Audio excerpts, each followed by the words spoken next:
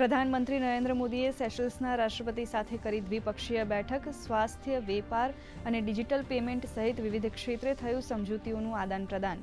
પ્રધાનમંત્રી મોદીનું Guardian of the blue હોરાઇઝનથી કરાયું સન્માન.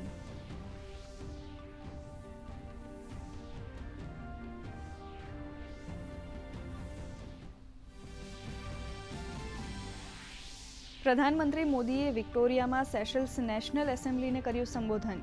ભારત અને સેશલ્સના સંબંધોના 50 વર્ષનો કર્યો ઉલ્લેખ. સેશલ્સ ડે નિમિત્તે નાગરિકોને પાઠવી શુભેચ્છા. કહ્યું, ભારતના મહાસાગર વિઝનમાં સેશલ્સની મહત્વપૂર્ણ ભૂમિકા.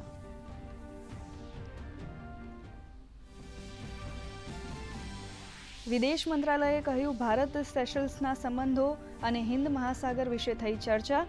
તો સેશલ્સે ભારતને ભેટ આપ્યા 4 જાયન્ટ એલ્ડાબ્રા કાચબા. પ્રધાનમંત્રી મોદીએ એક પેડ માં કે નામ અંતર્ગત સેશલ્સમાં રોપ્યો કોકો ડે મેરનો છોડ.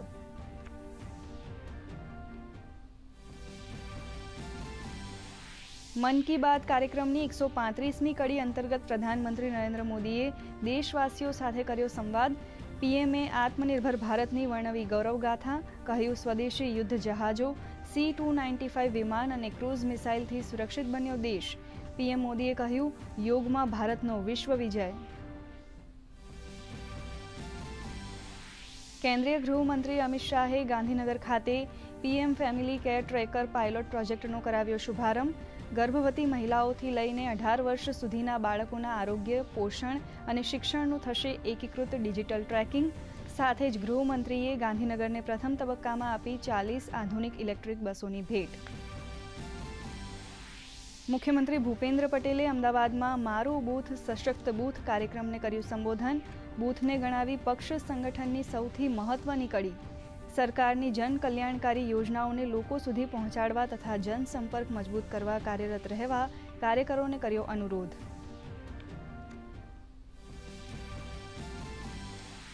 ગાંધીનગરથી મુખ્યમંત્રી ભૂપેન્દ્ર પટેલે પોલિયો રસીકરણ અભિયાનનો કરાવ્યો રાજ્યવ્યાપી પ્રારંભ. 3 દિવસમાં રાજ્યના 82 લાખ બાળકોને પીવડાવવામાં આવશે પોલિયોના ટીપા. આરોગ્ય મંત્રી પ્રફુલ્લ પાનસેરિયા પણ રહ્યા ઉપસ્થિત.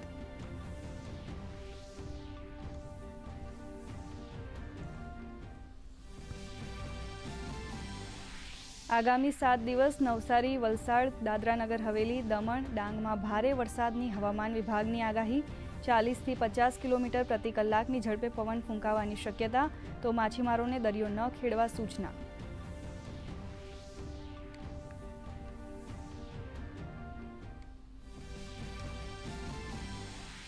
બીજી T20માં આયર્લેન્ડે ભારત સમક્ષ મૂક્યું 155 રનનું લક્ષ્ય.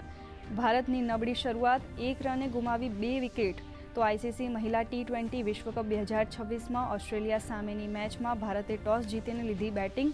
19 ઓવરમાં નોંધાવ્યા 2 વિકેટે 147 રન.